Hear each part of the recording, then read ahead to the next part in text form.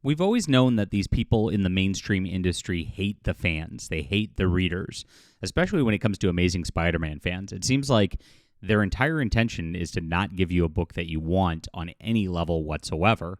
Nothing's been more apparent in this than Zeb Wells' run, which has just been a complete train wreck for Marvel. Nobody likes it. The reviews are terrible across the board, even from the shill media. They don't even like it. Zeb Wells has done a terrible job by every single metric. And yet Marvel still persists in the exact same directions. We'll get into a little bit of what they've done here for those who've not been following Amazing Spider-Man because it's been dead for a long, long time.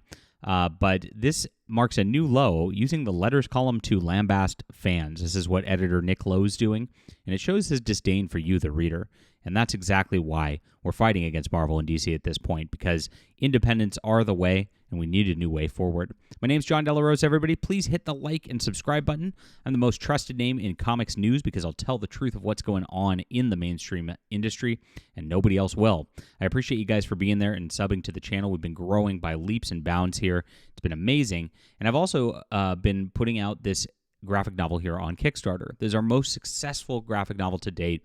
With over $40,000 raised, 4 days to go. The Hidden Emperor is wonderful science fiction. Now, this is classic stuff. If you love the old Marvel stuff, I mean, I'm going to bring it back for the OGs out there. If you remember Killraven by Don McGregor, that kind of stuff, you're going to love this because this is classic pulp action adventure.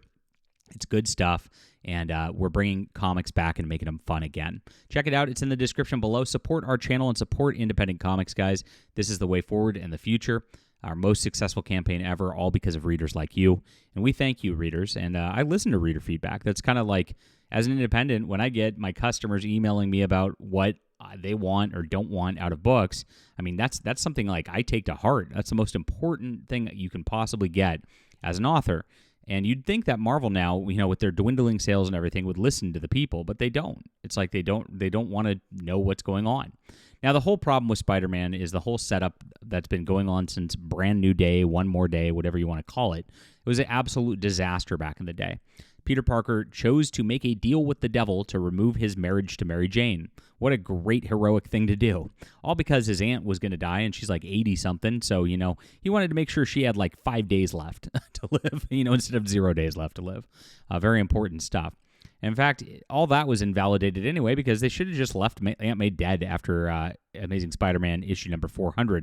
It was a very, very emotional issue, which was really good. And bringing her back was stupid anyway, but hey, that's another tangent for another time. At that point, Peter Parker's life got erased. The devil snapped his fingers and changed reality. I didn't know Mephisto had the power to do that. I mean, gosh, if he could just do that, then why is he fighting all these superheroes all the time? And at that point, insult to injury was given as the first scene in the new series had Peter Parker making out with some random girl in a club. It was about the most out-of-character thing I've ever seen for Spider-Man ever, and they did it just to rub it in the fans' faces. And that's been Marvel's kind of like way of doing things.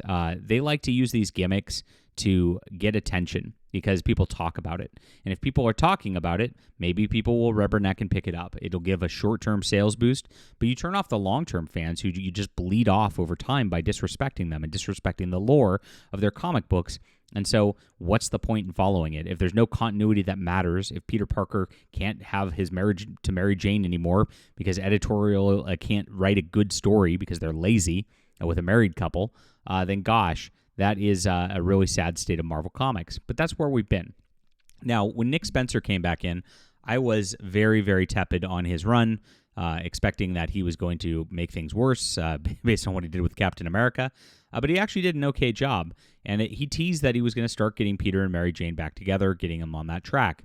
Enter Zeb Wells. Once Zeb Wells did, he brought in this like weird self-insert character that looks like Zeb Wells called Paul. And Mary Jane is now with him. There he is, or Matt Walsh.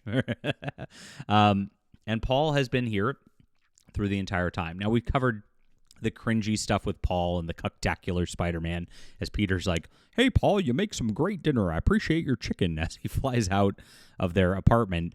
It's really, really sad. And it's just insulting the fans intentionally. They know that cucks Peter and it looks terrible, but it is what it is. And so this is what this whole run's been predicated upon. Now, Zeb Wells has had all these other weird otherworldly things where he turned Peter evil and into a goblin for a little bit. It was some of the worst fan fiction that made no sense whatsoever. He turned Ben Reilly into this character named Chasm. It's just so all over the map. There's no consistency, and it's really, really difficult to get through a lot of this stuff. In the middle of it, of course, he had this like gang war sort of thing, which was pretty stupid as it was. Didn't work out very well. It was a flop of an event, and Marvel's just suffered with Amazing Spider-Man. On the flip side, Jonathan Hickman just came in and wrote Ultimate Spider-Man, put Peter and Mary Jane married with a couple of kids, and guess what? It's like Marvel's best-selling comic. That's all it took. I don't even like that story all that much because I think it's a little too slow and boring, but he just did the right thing with the character, and guess what? That's what people wanted. But Marvel's like refusing to do that, especially with the Amazing Spider-Man line itself. And then they get really, really defensive about it. They actually attack people. So in this one, I've never seen this sort of thing happen before. Nick Lowe, the editor, starts attacking the fan in the letters column. Now, pretty bold to actually post the negative response in the letters column by itself. They must have not had enough positive response to fill out everything to try to make it look like that propaganda piece after all. But going at a letter writer like this is kind of crazy, and this is what we're seeing. It just shows the disdain for people. So in the 57th issue, a fan, Nick from New Zealand, took the time to voice his opinion. He said, with the release of issue 53, I feel that this arc is a perfect microcosm, a pure distillation of the problems with the creative direction and ideology since Spider-Man ever since 2008. Nick from New Zealand gets it. Peter has just turned evil for the third time in less than a year, the second time in 4 issues. And I'm left wondering, haven't I seen this before? This arc, hell, the whole run by Zeb feels like we're just going round and round in circles. And that feeling extends for 500 issues prior to this moment as well, ever since Brand New Day. That's really what it was. Nothing has changed in Peter's life in all that time. He's still as much of a broke loser who keeps pushing away the people around him as he was immediately following One More Day. All the while, everyone else in Marvel gets to grow and change. Hell, even Venom is a responsible father now. Why isn't Peter allowed to see any developments of his own like he had for decades between 1962 and 2007? I speak for many millions of fans of Spider-Man when I say I'm disappointed in this entire creative direction, and that's why I'm supremely happy with the new Ultimate Spider-Man, because it looks like a true continuation of what Stan Lee, Steve Ditko, and John Romita Jr.'s idea for the characters and his growth. I really hope things change soon, and so do many others. This is absolutely true. This is the majority of fan sentiment. This is what I see everywhere. Whenever I talk about Spider-Man with anybody, it's exactly this. Nick from New Zealand nailed it. This guy is amazing. If you watch this channel, Nick from New Zealand, leave a comment. I'd love to hear from you. You just hit the complete nail on the head. This is exactly what's wrong with Spider-Man. You know exactly what's going on, and you are speaking for millions of fans. You really are. But this is not what the editor thinks. Here he goes. Hello, fellow Nick. Thanks for writing. Sorry ASM hasn't been doing it for you. As for Peter turning evil, it was part of an ongoing story thread we were working on that seemed to end in ASM 35. If it didn't work for you, that's a bummer. It worked for us and a lot of fans. No, it didn't. There's not a lot of fans. This run's not selling great. This has been tough. When I've got 3 local comic shops I kind of go to, and I just kind of feel things out. I bring up Spider-Man and Amazing Spider-Man.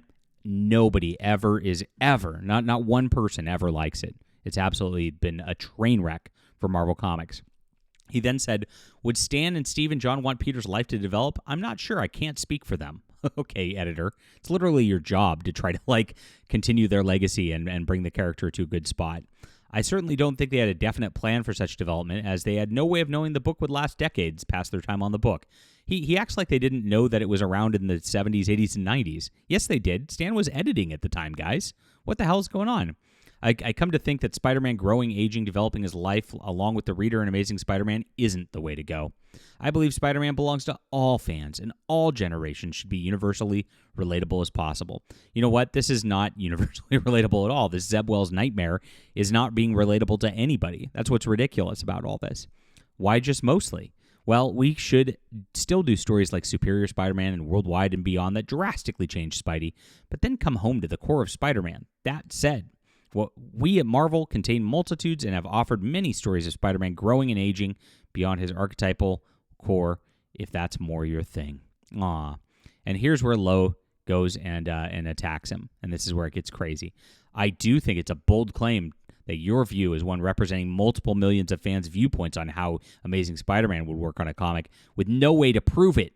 But you do you, chud. You see how they talk with disdain towards people? Nick Lowe knows full well that the majority of Spider-Mans hate the direction of Amazing Spider-Man for the last, since 2008. They want it back. They want the marriage back. That's the whole thing. Ultimate Spider-Man proved that. And instead of just doing what the fans want, creating something where Peter actually develops, creating characters that actually do go through changes, you just try to stagnate it in this nonsense. And he says, even after Zeb Wells is gone, and he's gone soon, and Nick Lowe's still the editor, he's going to be doing the same thing going forward. That's what we're being told right now. It's a great jumping off point for Spider-Man if anybody's still reading at all. I don't know if anybody is other than YouTubers who are reviewing the train wreck. But my gosh, what a way to go at a fan. Why would you do that? People don't necessarily agree with you. What gaslighting? This is just pure gaslighting at its worst. And this is what they do. Like I said, they have disdain for you. They think they know better. He's the editor. He's on a pedestal. You should worship him. And that's exactly what the comic industry's become. It's really, really sad, but Amazing Spider-Man's not going to get better until there's a full regime change. These people got to be gone. Nick Lowe needs to be gone just as much as Zeb Wells. This is obvious. Marvel, do what's right. Do what's right for the fans. And guess what? You'll sell a lot more books if you do. All right, leave a comment down below with what you think about this. Hit the like and subscribe button. Be sure to check out the Hidden Emperor graphic novel. We appreciate the fans, the readers here, guys. You are amazing, and we are here for you. Thank you. Check this out. I hope I've earned your support. We'll be back soon.